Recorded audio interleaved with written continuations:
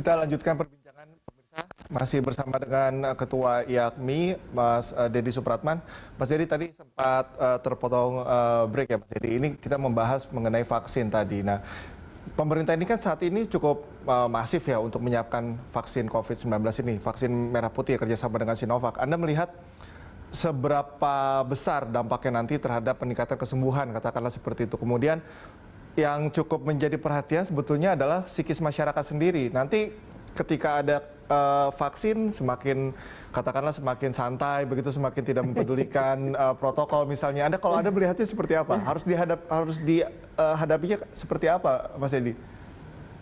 Ya, Mas Cikal, perlu disampaikan vaksin ini berbeda dengan obat ya. Artinya vaksin ini lebih pada upaya meningkatkan kekebalan atau sistem imun seseorang. Sehingga kita apabila terpapar dengan virus COVID, kita akan lebih kebal, bahkan kita akan lebih persisten, tidak rentan lagi. Sehingga tidak takut lagi menghadapi COVID-19 seperti itu. Nah, kalau kaitannya dengan pengobatan ini beda lagi tentunya. Dia adalah mengobati yang memang sudah positif COVID, itu kan kita obati agar segera sembuh. Nah, vaksin saat ini kan memang ada banyak negara-negara dunia yang sudah mengembangkan vaksin ya. Cina ada Sinovac, terus Indonesia dengan vaksin merah putih seperti itu. Namun sekali lagi, gitu kan, pemerintah kan juga menyampaikan ini masih membutuhkan waktu seperti itu yang cukup panjang. Ini waktu untuk produksi loh Mas Cikal, bukan waktu untuk ya setelah diproduksi itu kan harus dilakukan proses vaksinasi. Proses ini kan membutuhkan waktu yang cukup lama juga seperti itu. Nah, untuk itu memang kami pribadi dari IAKMI melihatnya bolehlah kita berharap terhadap vaksin ini untuk kemudian bisa dikembangkan dan bisa segera diimplementasikan seperti itu. Namun selama vaksin itu masih belum ada kepastian, gitu kan, kapan bisa digunakan, kami dari kesehatan masyarakat memandang vaksin terbaik adalah 3M itu, artinya mencegah, menggunakan masker, menjaga jarak, gitu kan, dan mencuci tangan itu adalah vaksin terbaik untuk saat ini seperti itu. Jadi kami ingin mendorong pada masyarakat agar kemudian tetap menjaga perilaku hidup bersih sehat semacam ini. Karena sampai saat ini kan kita belum tahu juga itu kan, misal kemarin vaksin yang dicoba itu kan kemungkinan baru awal tahun bisa selesai uji coba tahap 3 itu, dan setelah itu kan baru proses produksi dan membutuhkan waktu seperti itu Mas Cika. Sehingga kami berharap boleh kita berharap dengan vaksin sebagai sebuah strategi untuk menangani COVID ini, namun kemudian saat ini kita menghadapi kenyataan bahwasanya ini butuh waktu seperti itu. Yang kedua, faktanya kasus terus meningkat seperti itu. Sehingga upaya pencegahan COVID ini mau tidak mau tetap harus menggunakan prinsip 3M seperti itu. Itu yang terbaik saya kira untuk saat ini Mas Cikal. Oke. Kalau Anda melihat saat ini kinerja dari tim medis begitu ya dalam hal penanganan medis terhadap pasien positif, kemudian kebijakan pemerintah daerah, kita ambil contoh saja DKI misalnya yang sudah melakukan pelonggaran seperti PSBB transisi. Anda melihat dengan peningkatan penanganan saat ini dan juga kebijakan pemerintah yang mulai melonggarkan beberapa aturan, Anda melihat ini bisa mempertahankan tingkat kesembuhan dan juga penanganan COVID-19. Anda melihatnya ini bisa berjalan teruskah seperti ini? Ya, kaitannya dengan kebijakan pemerintah saat ini, misal dengan pelonggaran PSBB dan sebagainya, ini tentu dapat menjadi potensi untuk timbulnya klaster-klaster baru. Angka positif juga semakin bertambah seperti itu. Kita tahu bahwasanya sejak PSBB mulai dilonggarkan, klaster-klaster baru mulai muncul, klaster perkantoran, tuh kan, di beberapa daerah bahkan klaster sekolah juga mulai muncul seperti itu. Sehingga memang kebijakan ini harus sangat diperhatikan dampaknya terhadap peningkatan kasus COVID di berbagai daerah, khususnya DKI Jakarta ini misalnya. Nah, kaitannya dengan kebijakan yang dibuat ini, kami berharap tetap upaya testingnya itu bisa ditingkatkan, karena dari situ kita baru bisa mengetahui apakah ada peningkatan kasus atau tidak, Mas Cikal. Setelah kita tahu ada peningkatan kasus atau tidak, kita bisa ukur bagaimana positif rate-nya. Jadi kami berharap pemerintah jangan takut juga gitu kan untuk melakukan penambahan testing. Kalau banyak yang negatif ya positif rate-nya akan turun seperti itu. faktanya kami dapat informasi di beberapa daerah ada kecenderungan itu kan untuk kemudian tidak melakukan testing itu kan agar seolah-olah kasusnya menurun seperti itu. Jadi zona hijau seperti itu. Ini yang paling kami khawatirkan seperti itu. Ya, begini Mas Didi, karena memang seperti itu. Jadi kita akan taruh atau menempatkan pasien yang sembuh ini dalam tempatnya sendiri ya. Kita apresiasi dengan kinerja tim medis misalnya yang berhasil mencetak rekor pasien sembuh COVID-19. Ya. Tapi di tempat lainnya ini juga klaster barunya menambah, kemudian juga orang yang terpapar juga bertambah. Ini menyikapinya seperti apa harusnya? Ya, jadi sekarang harus dibalik logika berpikirnya, Mas Cikal. Jangan memposisikan tenaga medis ini atau tenaga kesehatan sebagai garda terdepan. Garda terdepan itu adalah keluarga, masyarakat, itu kan yang harus menerapkan 3M ini. Tenaga medis ini adalah tenaga garda paling belakang kalau kemudian masyarakat sudah mencoba menerapkan hidup sehat tapi tetap terpapar COVID-19. Ini paradigma ini harus dirubah nih Mas Cikal. Karena kalau ini tidak dirubah itu kan semakin banyak masyarakat yang positif COVID itu kan maka akan semakin meningkatkan beban pelayanan kesehatan itu kan, dan itu artinya memang akan menjadi beban bagi tenaga medis kita. Kasihan sekarang Mas Cikal, angka kematian tenaga kesehatan kita sudah cukup tinggi, di angka 2,4-2,5% seperti itu. Ini harus jadi keprihatinan kita karena semakin banyak yang positif masyarakat itu yang akan semakin banyak yang dilayani, akan semakin banyak tenaga medis kita yang terpapar bahkan positif bahkan meninggal dunia seperti itu. Sehingga kami berharap ada perubahan paradigma agar masyarakatlah yang jadi garda terdepan seperti itu dalam penanganan COVID, bukan lagi tenaga kesehatan, Mas Cikal. Ya, itu kalimat yang cukup mengena, Mas Dedi, perubahan paradigma yang harus dirubah begitu ya. Nah, ini saya mau bicara mengenai proses tracing kemudian tracking ya. Saya masih ingat beberapa bulan yang lalu mungkin berdiskusi juga dengan pihak ID bahwa tracing dan tracking ini juga belum maksimal. Kok kayaknya sampai sekarang juga masalah itu masih ditemui. Anda melihat kendalanya ada di mana sih dari perspektif kesehatan masyarakat tentunya, Mas Dedi? Ya, kami melihat memang pertama kami apresiasi ya pemerintah terus meningkatkan upaya deteksi kasusnya. Namun memang kami melihat masih belum optimal, Mas Cikal.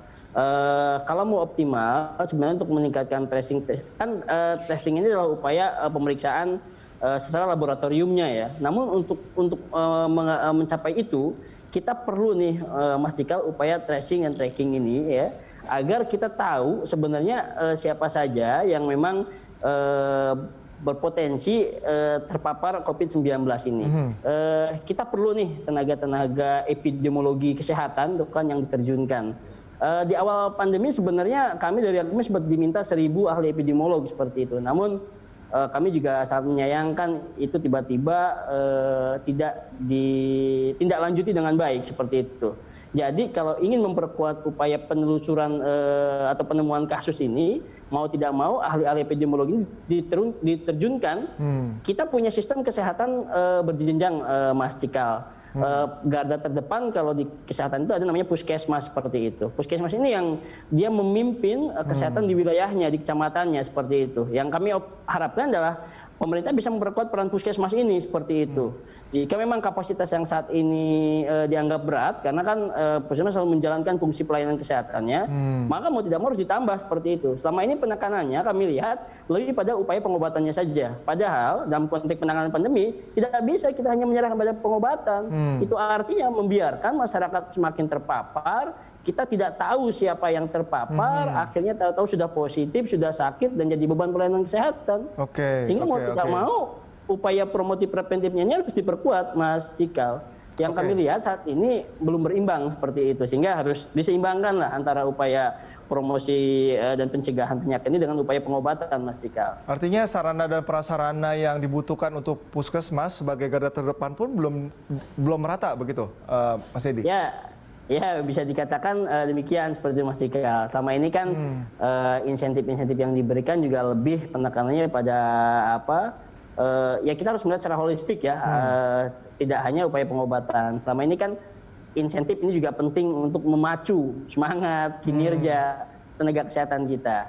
Nah, ini yang kita harapkan, ini juga bisa disupport untuk teman-teman di puskesmas. Dan sekali lagi saya sampaikan, karena ini situasi pandemi, jadi diperlukan rekrut tenaga-tenaga untuk upaya tracing ini, gitu kan, dari para epidemiolog kita, rekrut saja seperti itu. Selama ini kan misal di Wisma Atlet itu berapa ribu yang direkrut oleh pemerintah seperti itu. Itu kan untuk upaya pengobatannya. Nah, kami harap bisa berimbang juga untuk upaya penemuan kasusnya seperti itu. Kan saat ini Mas Cikal, testing kita ini kan masih rendah nih. Nah, testing ini ada berbagai faktor Mas Cikal. Bisa jadi memang sampel yang dikirim itu juga rendah. Artinya orang-orang yang dilakukan tes itu juga memang rendah. Nah, ini kaitannya dengan upaya penemuan kasus itu. Jika puskesmas bisa memperkuat ini, itu kan sampelnya bisa dikirim ke rumah sakit, ke dinas kesehatan, ke laboratorium, nanti akan semakin banyak yang dites, tuh kan. Dan harapan kita sekali lagi, itu kan, pemerintah daerah jangan takut dengan upaya pemeriksaan atau testing ini. Ini upaya, kalau semakin banyak kasus pun, kita akan semakin mudah untuk melakukan upaya pencegahan. Jadi tahu nih siapa yang positif, daripada kita membiarkan masyarakat tidak dites, dan itu nanti akan semakin merajalela. Tahu-tahu dites sudah banyak saja kasus positifnya. Seperti kasus di Secapa di Bandung itu, tahu-tahu kan sudah banyak aja kasusnya seperti itu. Itu yang harus kita antisipasi, Mas Cikal. Oke. Nanti dampaknya akan terlihat, Mas Dedi, ini kita belum sampai ke puncak COVID-19 ya di sini. Itu dia, Mas Cikal. Seperti apa nantinya kalau kita masih menjalankan seperti ini, atau perbaikan seperti apa yang harus dilakukan kalau misalnya puncak persebaran corona sendiri masih belum terjadi? Ini dampak yang akan dirasakan secara signifikan tuh seperti apa, Mas Dedi? Ya, Mas Cikal, makanya memang kami melihat sebenarnya situasi sekarang pun kami prihatin ya, karena kami melihat dari Ikatan Kesehatan Masyarakat harusnya ini bisa dicegah lebih dini seperti itu. Namun sudahlah, ini sudah berjalan, sudah berlalu. Tapi kami harap, tuh kan, pemerintah jangan mengulangi kesalahan lagi. Artinya upaya promosi dan pencegahan kasus ini tidak dilakukan. Ini harus diperkuat seperti itu. Saat ini sudah dilakukan, ya sudah, tuh kan. Namun kami berharap ini lebih dioptimalkan lagi seperti itu. Karena kalau ini tidak dioptimalkan, tidak menutup kemungkinan, Mas Cikal, kita akan mengejar seperti negara-negara lainnya. Kita saat ini sudah peringkat 23. Beberapa bulan lalu kan kita di bawah, naik 25, 24, sekarang naik peringkat 23, Mas Cikal. Nah, itu pun dengan posisi testing kita masih jauh tertinggal, Mas Cikal. Kalau testing kita ditingkatkan, bukan tidak menutup kemungkinan angka positif kita kasus konfirmasi positifnya akan meningkat seperti itu. Sehingga kami berharap sebelum ada ledakan kasus yang lebih tinggi lagi, sekarang Mas Cikal bisa lihat trennya terus meningkat.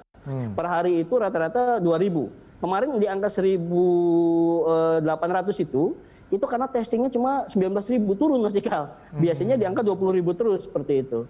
Nah, ini yang kami harapkan ke depan testing ini bisa terus dioptimalkan sehingga kita bisa memperkuat juga upaya pencegahan, dan kalau upaya pencegahannya bisa diperkuat, itu juga bisa menekan beban di pelayanan kesehatan. Dan kalau semua berjalan baik, pengendalian baik, ekonomi juga akan berjalan baik, Mas Cikal. Jadi kami berharap untuk Satgas PEN yang saat ini bekerja keras untuk membangun ekonomi kita, sekali lagi fokuskan dalam pengendalian COVID ini. COVID ini bisa selesai, ekonomi kita bisa bangkit. Ini mungkin terakhir, Mas Dedi, singkat saja, sepertinya masyarakat juga belum seragam, semuanya mematuhi protokol. Anda melihat apakah pemberlakuan sanksi terhadap masyarakat yang melanggar ini sudah cukup atau harus ditingkatkan? Ya, kami berharap sebenarnya daerah banyak contoh lah yang tanpa sanksi menjaga ketertiban seperti itu. Tahap awal tentu kami mendorong persuasi dulu, ajak masyarakat untuk memahami pentingnya bahwasanya kalau Anda tidak memakai masker, Anda akan menulari yang lain. Anda akan menjadi penyebab penularan ke orang lain, ke keluarga Anda, bapak Anda, ibu Anda, orang tua Anda, anak Anda, semuanya. Jadi persuasi dulu yang kita harapkan. Namun memang kami juga dari YAKMI, kalau memang posisinya adalah seperti beberapa daerah sudah disurvei ternyata kepatuhannya rendah, mau tidak mau memang sanksinya harus diterapkan seperti itu. Namun memang harus sekali lagi adalah yang bersifat edukatif, mendidik gitu kan. Jangan sampai membebani masyarakat seperti ini. Karena kita tahu saat ini masyarakat sudah cukup banyak bebannya, Mas Cikal, ekonominya terpuruk seperti itu. Jangan sampai dibuat semakin terpuruk lagi dengan sanksi yang diberikan. Baik. Mas Dedi, terima kasih atas waktunya bersama kami. Kita harap juga pemerintah semakin gencar, semakin ditingkatkan kinerjanya. Kemudian kita harapkan juga tenaga medis ini diberikan kesehatan untuk penanganan kesehatan bagi pasien yang positif. Terima kasih atas waktunya. Dan pemirsa jangan kemana-mana, Good Morning Jakarta akan segera kembali usai jeda.